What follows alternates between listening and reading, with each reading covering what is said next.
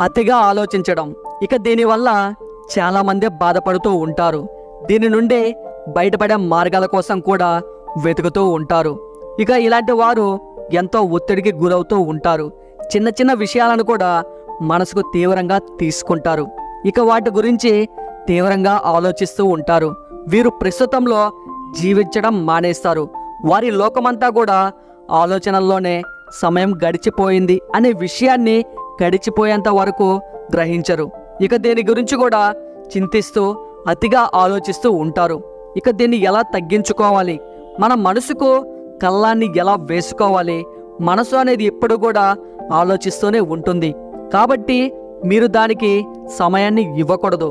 ఎప్పుడు కూడా మనసు అలాగే మెదడు ఇవి రెండు కలిసి ఒకేసారిగా ఎప్పుడు పని చేయలేవు కూడా.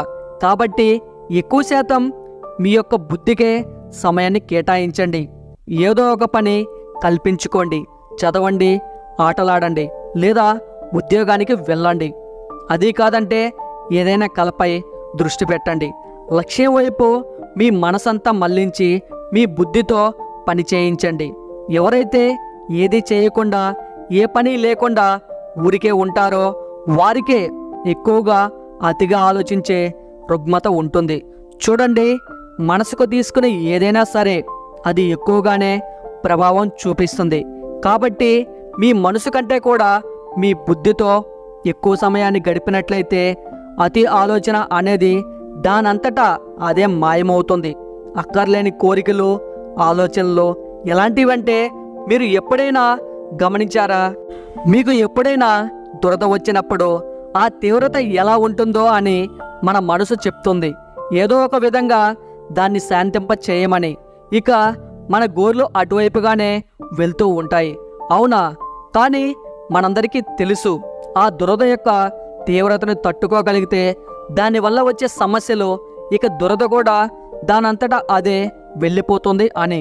కానీ మనం ఆ దురదని మళ్ళీ మళ్ళీ రెచ్చగొడుతూ ఉంటే అది ఒక పుండుగా మారి ఆరోగ్యానికి సమస్యగా తయారవుతుంది.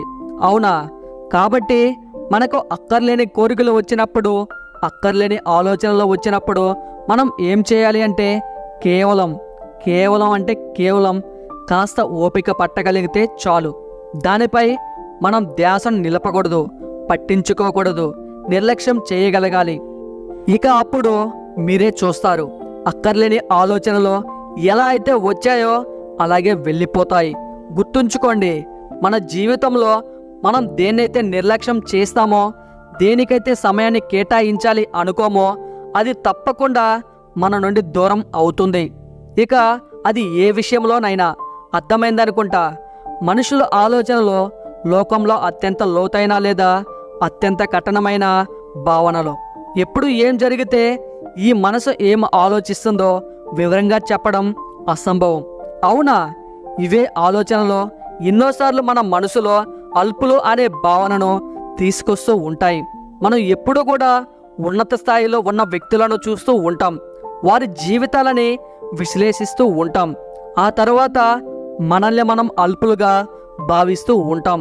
అతని వద్ద అంత ధనం ఉంది, వారి వద్ద ఎంతో బలం ఉంది, కానీ నా వద్ద ఏమీ లేదు, నేను చాలా అదాముణ్ణి అని, లోకం దృష్టిలో నేను చాలా అల్పుణ్ణి అని ఇలా అనుకుంటూ ఉంటారు కదా.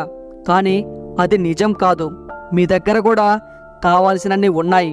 వెనక్కి తిరిగి చూడండి.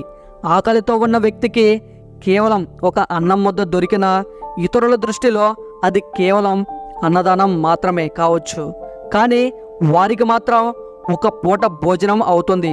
అందుకే మనసులో అల్పులమనే భావన ఇప్పుడు కలిగిన మీ వాళ్ళ వైపు చూడండి, వాళ్ళని గమనించండి. మీకు విశ్వాసం కలుగుతుంది. ఈ లోకం దృష్టిలో మీరేమీ కాకపోవచ్చు, కానీ కొందరు వ్యక్తులకు మాత్రం మీరే వారి యొక్క లోకమవుతారు. మీరే లోకమని ఎవరు భావిస్తారో వాళ్ళతో సంతోషంగా ఉండండి. అంతేగాని పిచ్చిగా ఆలోచించి మనసును పాడు చేసుకోకండి. ధైర్యంగా ఉండండి. మీ జీవితంలో ఇద్దరు వ్యక్తుల్ని ఎప్పుడూ విడిచిపెట్టకండి, అలాగే బాధ పెట్టకండి.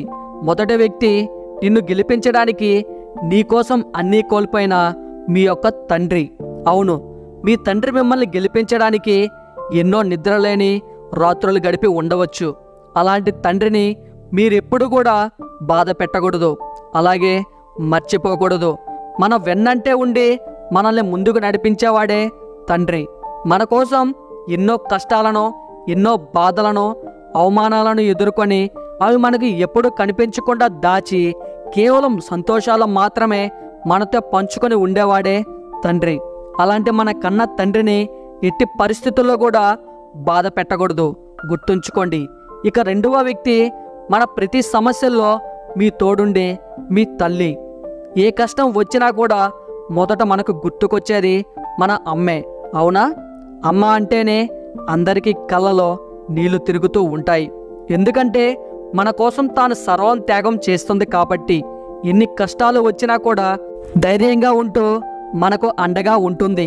ఏ చిన్న సమస్య వచ్చినా ఆ సమస్యను తండ్రి దాకా పోనివ్వకుండా దానిని తానే పరిష్కరిస్తుంది. అమ్మ మనకు జన్మను ఇవ్వకపోతే అసలు మనకు ఈ జీవితం ఉండేదే కాదు. కాబట్టి అలాంటి అమ్మను ఎప్పుడూ బాధ పెట్టకండి. అర్థమైందనుకుంటా. ఇక అందరూ నాతో పాటు ప్రేమతో ధ్యానించండి. మీకు ఇందులో ఏ పాయింట్ నచ్చిందో తప్పకుండా కామెంట్ చేయండి.